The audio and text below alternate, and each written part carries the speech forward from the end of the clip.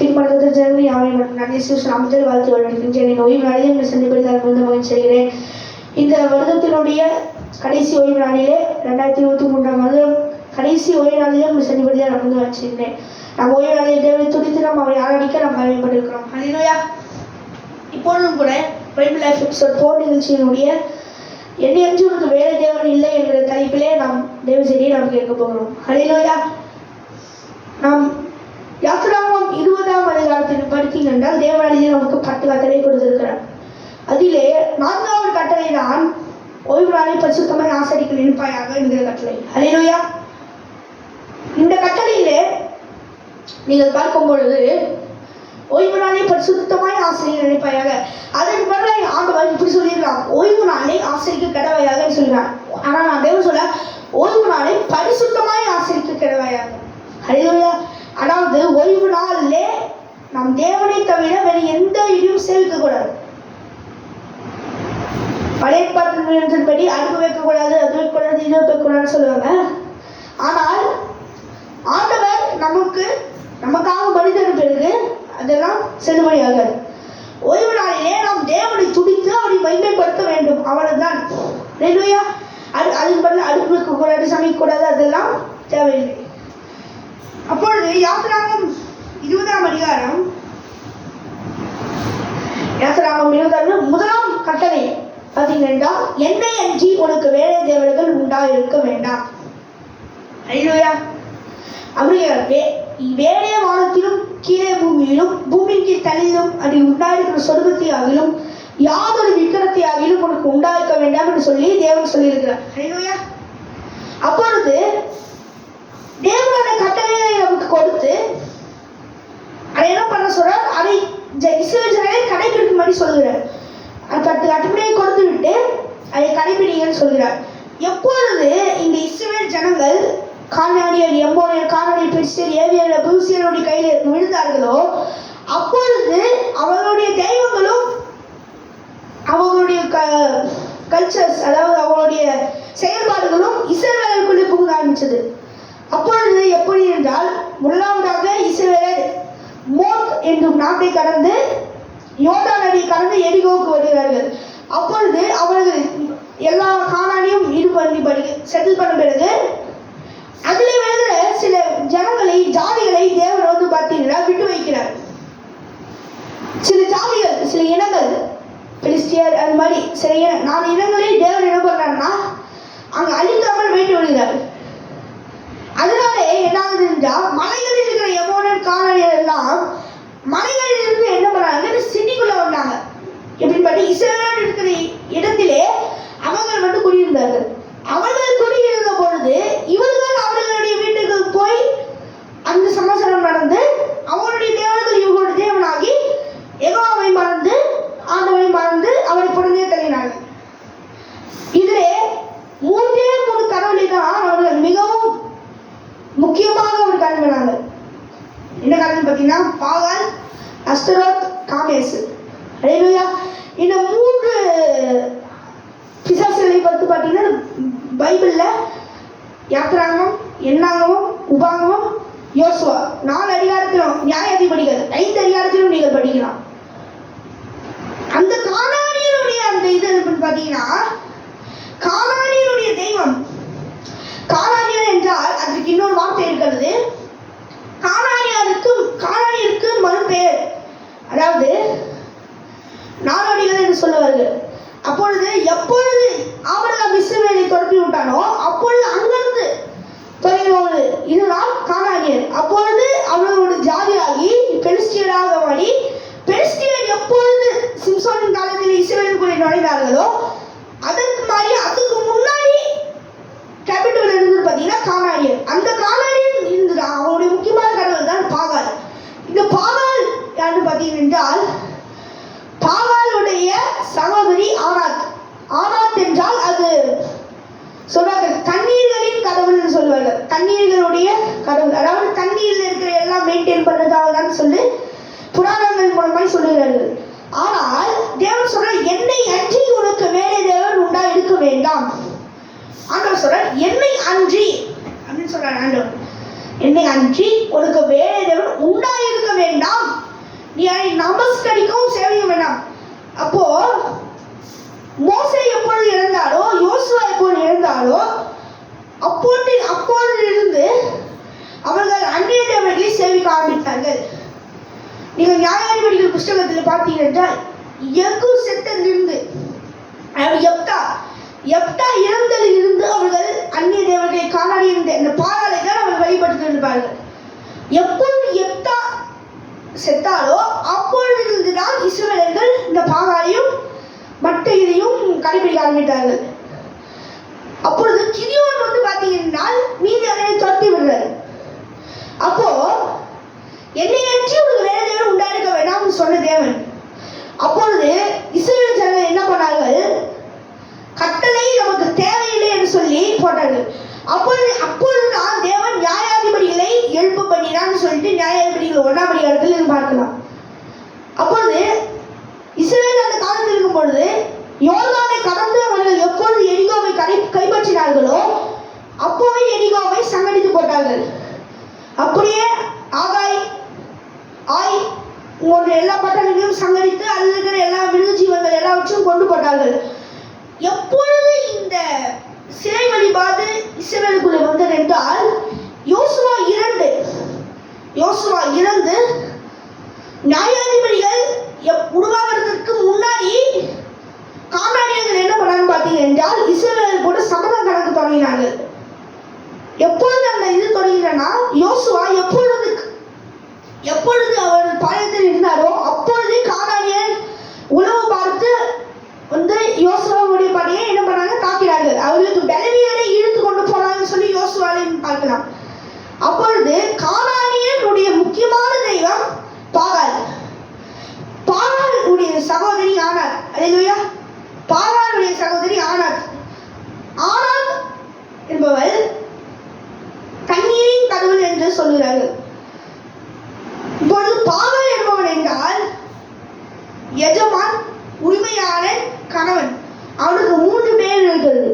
எஜமான், உரிமையாளன் என்று சொல்லி அவனுக்கு 2 பேர்கள் இருக்கு. அப்பொழுது அவன் எதற்கு எஜமான் எதற்கு உரிமையாளன் என்று பார்த்தீர்கள் என்றால் கானானியர் எப்பொழுது இஸ்ரவேலுக்குள்ளே வந்தார்களோ அப்பொழுது சில பேர் மட்டும்தான் கட்டளையை கடைபிடிக்க வேண்டும் என்று சொன்னவர்கள். அவர்கள் தான் நியாயாதிபதிகள். அவர்களை தான் தேவன் எழுப்பினார். அப்பொழுது தேவன் இந்த தாகோடுகளை பண்ணும்போது தேவன் என்ன பண்ணார்னா கொள்ளைக்காரன் மூலமாக அவர்களை கொள்ளையடிக்க விடுறாரு. எப்போது பார்த்தீங்கன்னா யோசுவா 2 அவர்கள் கைப்பற்றின பிறகு கொள்ளைக்காரர்கள் இடத்தில் தேவன் அவர்களை ஒப்பு கொடுக்கிறார். அப்பொழுதுதான் அவர்கள் கொஞ்சம் மனம் திரும்புகிறார்கள். அப்பொழுதுதான் என்ன பண்ண கானானியர் அப்போ உள்ளே நுழைகிறாங்க. கொள்ளைக்காரர்களிருந்து கானானியர் உள்ளே நுழையும் பொழுது அப்பொழுதுதான் என்ன பண்ணாலும் பார்த்தீங்கன்னா சம்மதம் கலக்க தொடங்கினது.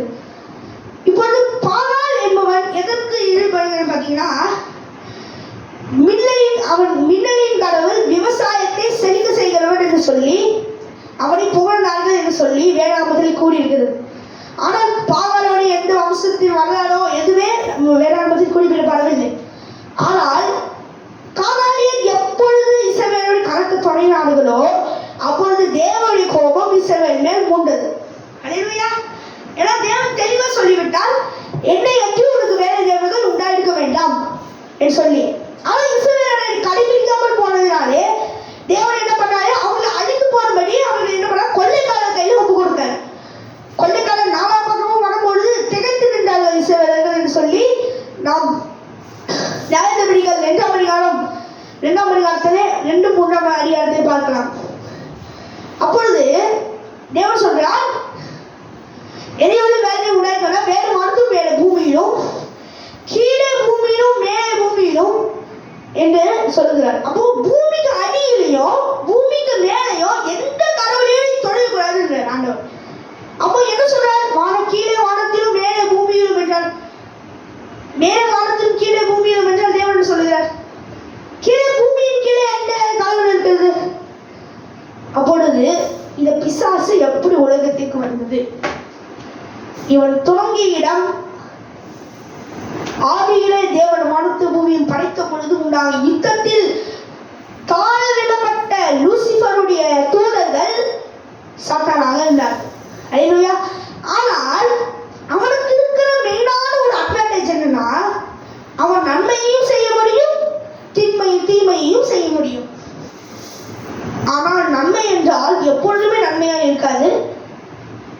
அவன் செய்கிற நன்மை பரிபூர்ணமானதல்ல.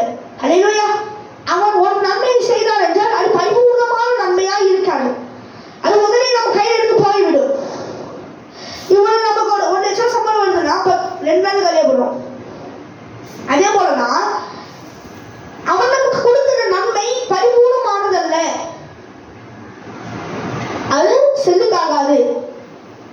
அப்பொழுது மேலே வானத்திலும் கீழே பூமியிலும் என்றால் மேலே வானத்திலே சந்திரனையும் நட்சத்திரத்தையும் அதில் இருக்கிற எல்லா ஸ்டாரையும் எல்லாம் பார்த்து என்ன பண்ணாங்க, அது கடவுள் என்று சொல்லி பண்ணாங்கன்னா, பெலிஸ்தியரும் ஏமியரும் பார்த்தீங்க என்றால் மலையிலே குடியிருக்கிறவர்கள் வந்து பார்த்தீங்க என்றால் அவர்கள் தான் கடவுள் என்று சொன்னார். ஆனால் ஆண்டவர் சொன்னார், மேலே வானத்திலும் கீழே பூமியிலும், பூமியில் இருக்கும் தண்ணீரில் உண்டாயிருக்கிற சொர்பங்களை ஆகிடும் யாரும் விக்கிரகத்தை ஆகிலும் உனக்கு உண்டாக்க வேண்டாம் சொன்னார். அதாவது நீ சேவிக்கவும் கூடாது, நீ அதை உண்டாக்கவும் கூடாது. அல்லேலூயா, அல்லேலூயா. நீ அதை சேவிக்கவும் கூடாது, நீ உண்டாக்கவும் கூடாது, நீ எதுவுமே பண்ணக்கூடாது.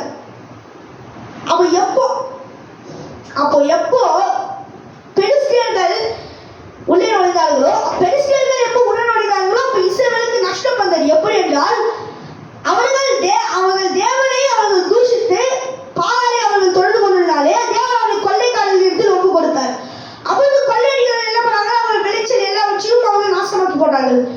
அப்போது இஸ்ரவேலர்கள் என்ன பண்ணார்கள், தேவன் முறையிடும் பொழுது தேவன் தூதரை அனுப்பி கிதியோன் மூலமாய் மீதியான இடத்திலிருந்து அவர்களை விடுவிக்கிறார். அல்லேலூயா. அப்பொழுது தேவன் சொல்லிவிட்டார், உனக்கு வேலையே உண்டாக்க வேண்டாம். ஆனால் எப்பொழுது இஸ்ரவேலர் அதை மீறினார்களோ தேவன் அவர்களுக்கு கொடுத்த உடன்படிக்கையை மீறினார். அல்லேலூயா. அவருக்கு என்ன உடன்படிக்கை கொடுத்தார் என்றால், மோசேயிடத்தில் சொன்னார், உன்னை கழுவி சட்டைகளின் பொருள் போல் உன்னை பாதுகாப்பேன் தேவன் வாக்குறுதி கொடுத்தார். அந்த வாக்குறுதியை தேவன் முதலாவதாக உடைத்தார். ஏனென்றால் தேவன் அவர்களை எவ்வளவு அவர்கள் பாவம் செய்கிறார்களோ அவர்களே அவர்களை கெடுத்துக் கொள்கிறார்கள். ஏனென்றால் தேவன் அவர்கள் செய்கிற பாவங்கள், அவர்கள் செய்கிற அக்கிரமங்களுடைய விளைவை தேவன் அவர்கள் மேலே திருப்பினார். அல்லேலூயா. இப்பொழுது தேவன் சொல்றார், பொன்னாலாவது வெள்ளியினாலாவது மோசே என்ன பண்ணான்னு பார்த்தீங்கன்னா, யுத்தத்துக்கு ஜனங்கள் எல்லாம் வந்து ஆயத்தப்படுத்துறாரு. அவன் எப்போ அவர் ஆயத்தப்படுத்தும் பொழுது அவர்கள் போய் நாடுகளை கொள்ளை அடித்து வருகிறார்கள். தங்கம், பொன், வெள்ளி எல்லாவற்றையும் கிலோ கேலன் கணக்காக எல்லாத்தையும் எடுத்துட்டு வராங்க. அப்பொழுது மோசே என்ன சொல்றாரு, ஆண்டவர் என்ன சொல்றாரு மோசே கிட்ட, முடிஞ்சில் அதை எல்லாவற்றும் தண்ணீராலே கழுவுற. அல்லேலூயா. என்ன சொல்றாரு, கழுவுறது. எதால? தண்ணீரால கழுவு. ஏன் ஆண்டவர் பொன்னையும் வெள்ளியையும் எல்லாவற்றையும் ஏன் தண்ணீரிலே கழுவ வேண்டும் என்று சொல்கிறார்? அல்லேலூயா. எதனால் ஒரு தண்ணீரிலே கழுவ வேண்டும்? ஏன் வந்தது எடுத்துக்குள்ள போட்டு பாக்கெட்ல போட்டு போடலாங்க, எதுக்கு நீ கழுவ வேண்டும்? ஏனென்றால் அது சுத்திகரிக்கப்பட வேண்டும். ஏனென்றால் நீ அந்நிய நாட்டிலிருந்து உள்ளே எடுத்து வருகிறாய், அது உனக்கு வன்கண்ணாய். கிதியோனுடைய ஏபோத் அவனுடைய குடும்பத்திற்கு வன்கண்ணாய் போயிற்று. அல்லேலூயா. கிதியோன் எப்பொழுது அந்த ஏபோத்தை பண்ணி தன்னுடைய வீட்டில் வைத்தானோ அது அவன் குடும்பத்திற்கு கண்ணியாய் போயிற்று. அல்லேலூயா. அப்போ நாம செய்யற ஒவ்வொரு தப்போ நமக்கே கண்ணியா போகுது. அப்போ மோசேக்கு நாங்கள் சொல்றாரு, கொள்ளையடிச்சு வர எல்லாத்தையும் தண்ணியில கழுவுற, மரபாத்திரமா இருந்தாலும் சாம்பலில் போட்டு பிறந்துடுற. அல்லேலூயா. நீ ஏதோ இது 6 பால் எல்லாம் பிடிச்சிட்டு வரனா அது ஏங்க நாளைக்கு போடவே அது தண்ணியில கழுவி சுத்தம் பண்ணுற. எதுக்காக நம்ம சுத்தம் பண்ணணும்? ஏனென்றால் நீ அந்நிய ஜாதியிலிருந்து எடுத்து வருகிறாய், அது உனக்குள்ளே அது பழக்கமாகும் அப்படின்னு சொல்லிட்டு ஆண்டவர் பண்ணார். ஆனால் ஆகார் எப்பொழுது அந்த பொன் பாபிலோனிய சால்வையும் அந்த பொற்பாலத்தையும் எடுத்தானோ அப்பொழுதுதான் இஸ்ரவேலுக்கு ஒரு மன்கண் ஆயிற்று. அல்லேலூயா. கிதியோன் என்ன பண்ணாரு, எல்லா கடுகளை கனெக்ட் பண்ணாரு. அவங்க ஒருத்தவங்களுடைய காதுக்கு எல்லா கடுக்கங்களை கனெக்ட் பண்ணாரு. அதை என்ன பண்ணியிருக்கணும், என்ன பண்ணா அதை பரிசுத்தப்படுத்தி இருக்கணும், தண்ணீராலே கழுவி இருக்கணும். அது கழுவாம என்ன பண்ணாரு, அதை எடுத்து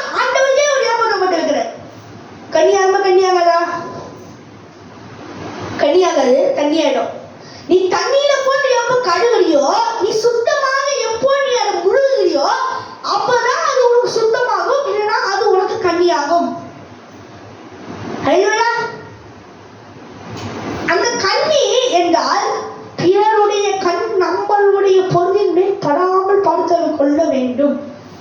எப்படி? அப்படிதான் இஸ்ரவேல் ஜனங்கள் என்ன பண்ணார்கள்? முதலில் மோசே யோசுவா காலத்தில் இருந்தார்கள். ஆனால் அவர்கள் ஒரு தலைவர் இல்லாமல், ஒரு ராஜா இல்லாமல் எப்பொழுது அவர்கள் தனியாக சுதந்திரத்தின்படி வாழ்ந்தார்களோ அப்பொழுது அவர்கள் இஷ்டத்துக்கு பண்ண ஆரம்பித்தார். அப்பொழுதுதான் இந்த பாகால் எல்லா அஸ்தரோத் எல்லாமே உருவாகிறது.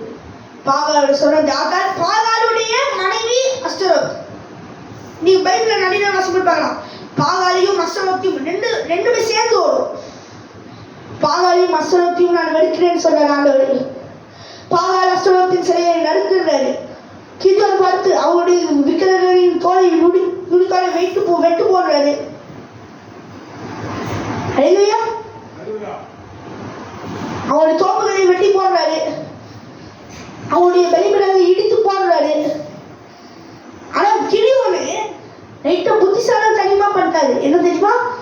இரவிலே போய் நடுஜாமத்திலே எழுந்து போய் தன் வேலைக்காரனோட தன் தகப்பனின் கோயில் தோப்பை வெட்டி போட்டார். அல்லேலூயா. அவன் தகப்பனின் தோப்பை வெட்டி போட்டான். அல்லேலூயா. அப்பொழுது பாகாலுக்கு தோப்பு என்பது மிகவும் பிடிக்கும். ஏனென்றால் அவன் எதனுடைய கடவுள்? அவன் விவசாயத்தின் கடவுள். அவன் பயிரிடங்களை நல்லா ஏற்படுவான். அப்பொழுது பாகாலை பற்றி ஒரு புராணம் இருக்கிறது. என்னவென்றால் மோத் என்கிற கடவுள் பாகாலை கொண்டு அவனுடைய ஆவியை எடுத்துக் கொள்கிறான். அப்பொழுது ஆனாக் அவனுடைய சகோதரி போய் பாகாலுக்கு போய் அந்த மோத்தை கொண்டு போட்டு பாகாலை உயிரோடு கொண்டு வருகிறான். அப்பொழுது பாகால் என்ன பண்ணான்? தண்ணீரோடு பயிரை விதைக்கும் பொழுது அது மிகுந்த விளைச்சலை கொடுக்கும் என்று சொல்லி இவனுடைய பவரை 2 பவரும் சேர்ந்து பாகால் அவனுடைய பவரையும் எடுத்துக் கொள்கிறான் என்று சொல்லி போறான் சொல்கிறது.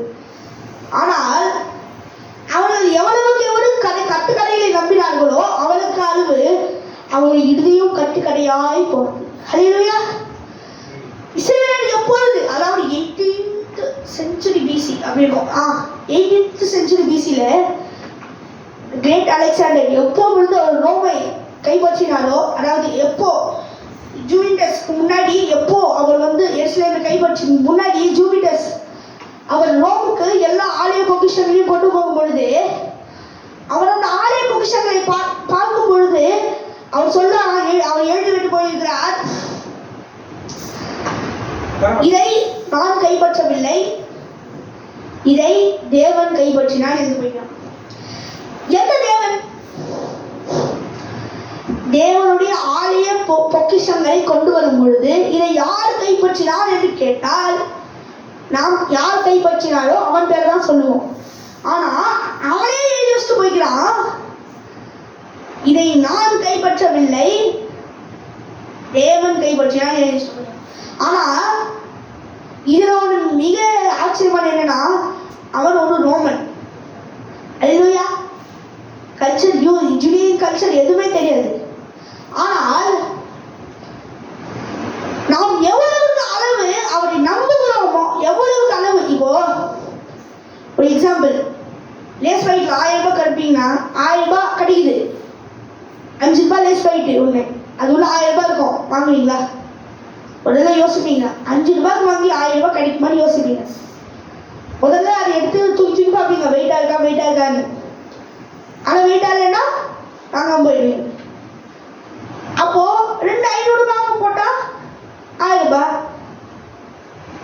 ஒரு 500 ரூபாய் நோட்டு வெயிட்லெஸ்ஸா இருக்கும், 2500 ரூபாய் நோட்டு இன்னும் வெயிட்லெஸ்ஸா தான் இருக்கும். அப்போ நீங்க வெறும் அந்த பேக்கெட்டை தூக்கி பார்க்கும்போது எப்படி நீங்க கண்டுபிடிப்பீங்க? அதே மாதிரிதான் இஸ்ரவேலர்களுக்கும் கானானியருக்கும் வழக்கு முறை எப்படி என்றா, கானானியர்கள் இஸ்ரவேலோட சம்மதம் கலந்துட்டாங்க. இப்போ இஸ்ரவேலர்கள் அவங்களுடைய வீட்டுக்கு போய் எல்லாம் உண்டு கொளுத்து எல்லாம் பண்ணி பெண் கொடுத்து பெண் வாங்கி எல்லாம் பண்ணுகிறாங்களா? இப்போ அவங்களுடைய தேவனை கொடுக்கும் பொழுது இவர்கள் யெகோவாவை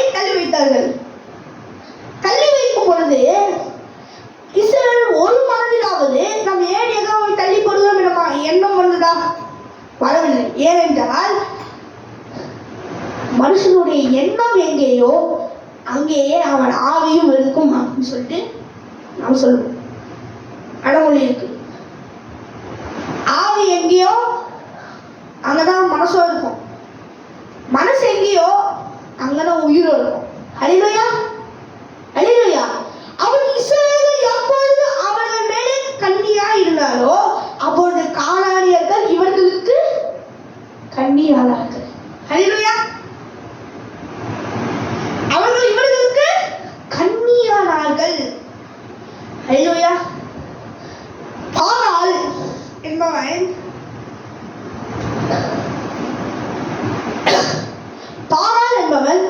தாகோனின் மகன். ஹல்லேலூயா. தாகோன் என்பது மிகவும் கொடூரமான ஒரு தெய்வம், அது அழிவின் தெய்வம். ஹல்லேலூயா. அழிவின் தெய்வம், செல்வத்தை அழிக்கிற தெய்வம். தாகோனும் மோத் என்கிற தெய்வமும் ஒரே ஒரு ரத்த கலவைதான். ஆனால் அதே மோத் என்ன பண்ணான்னு பார்த்தீங்கன்னா, பாகாலை எதுக்கு கொண்டு போட்டானா, இவன் நல்லதை செய்கிறதாலே நம்ம பிசினஸுக்கு இதாகுதுன்னு சொல்லி. ஏனென்றால் அவன் அழிக்கவும் கொல்லவுமே பிறந்தான். ஆனால் ஜனங்கள் இவனை நம்புகிறார்கள். இவன் பயிரை நல்லா கொடுப்பான், இவன் தண்ணீர் நல்லா வரவிருப்பான், மழையை நல்லா கொடுப்பான், இவன் தான் இடியின் கடவுள் அப்படின்னு சொல்லிட்டு நினைச்சிட்டு இருந்தாங்க. ஆனால் தேவனே வாயிட்டு சொல்றார், பாகாலையும் அஸ்தரோத்தையும் நான் வெறுக்கிறேன். ஹல்லேலூயா. என்ன சொல்றாரு? பாகாலையும் அஸ்தரோத்தையும் நான் வெறுக்கிறேன். ஏன் வெறுக்கணும்? ஏனென்றால் அவருக்கு ஏற்கனவே தெரியும், அவர் சொன்னது யாத்திராங்கம் தான். ஆனா ஆண்டவர் ஏற்கனவே யாத்திரை சொன்னாரு, அவனுக்கு நல்லாவே தெரியும் இந்த பசங்க எப்பவுமே பாகலை பின்பற்றி போவாங்கன்னு அவருக்கு நல்லாவே தெரியும். அதனால தான் முன்னாடி எழுதி வைக்கிறாரு, பாகாலே அஸ்தவத்தை நான் வெறுக்கிறேன்டா எழுதி வைக்கிறேன். ஹல்லேலூயா. ஆனால் இந்த மண்டைகளுக்கு சொல்லை இல்லை. நாட்டுப்பூச்சி சோழத்தை எடுத்து தண்ணீர் பூச்சி குடிச்சா கூட நம்ம ஆளுங்களுக்கெல்லாம் ஜீர்னாங்க. அது மாதிரி இவர்களுக்கு ஆண்டவருடைய ஜீவ தண்ணீரையே வாயில ஊற்றினா கூட இவர்களுக்கு புத்தி வராது. ஹல்லேலூயா, ஹல்லேலூயா. ஆண்டவருடைய ஜீவ தண்ணீரை எடுத்து இவன் வாயிலே ஊற்றினா கூட இவனுக்கு புத்தி வராது. ஏன்? அவன் மைண்ட், அவன் லைஃப் எல்லாமே பாகால போயிடுச்சு. அவன் மைண்ட், அவன் லைஃப், அவன் மணி, அவன் சொத்து எல்லாமே அப்படியே பாய்ச்சல பறந்து அப்படியே காலனுடைய வீட்டுள்ள போய் அப்படியே பாகாலுடைய காலில் போய் படுத்துச்சு. அல்லையா? அப்படியே பறந்து பறந்துச்சு. எங்க பாரு, பறக்குது பறக்குது, கோமலம் பறக்குது. அல்லையா? பறந்து போயிட்டு என்ன பண்ணுச்சு, பாகாலுடைய கால்களே படுத்துச்சு. பின்ன கால்களை படுத்தா என்ன பண்ணுவோம்? அப்படியே நம்ம ஓட்டு போயிருந்தேன், ஐயோ நம்ம பெரிய ஆளாயிட்டோம் அப்படின்னு. அப்போ ஆண்டவர் சொல்றார், நான் பாகாலையும் அஸ்தரோத்தையும் குறிப்பிட்டு சொல்றாரு. இந்த வார்த்தை எழுதியிருக்கிறது யாத்திராங்கம். ஆனா அந்த சம்பவம் இருந்தது நியாயாதிபதிகள். அதுக்கு எத்தனையோ வருஷத்துக்கு முன்னாடி ஆண்டவர் எழுதி வச்சிட்டாங்க, நான் பாகாலையும் அஸ்தரோத்தையும் நான் வெறுக்கிறேன்னு எழுதி வச்சிட்டாங்க. ஏன்னா அவங்களுக்கு தெரியும் இவனுக்கு போயிட்டு அந்த தெய்வத்தை தான் கும்பிட போறானுங்கன்னு இவனுக்கு நல்லாவே தெரியும். ஹல்லேலூயா. அதனால ஆண்டவரே நான் பாகாலையும் அஸ்தரோத்தையும் வெறுக்கிறேன். ஹல்லேலூயா. அவன் ஏன் வெறுக்கிறான்னா, தன் ஜனம் வெட்கப்பட்டு போகாதபடி அவர் தம்முடைய தூதரை அனுப்பி அவருடைய பாதங்களை கீழே விழாதபடி அவர் ஏந்தி கொண்டு போவாங்கன்னு சொல்றாரு.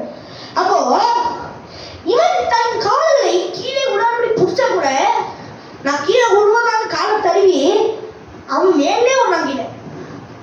எதுக்கு?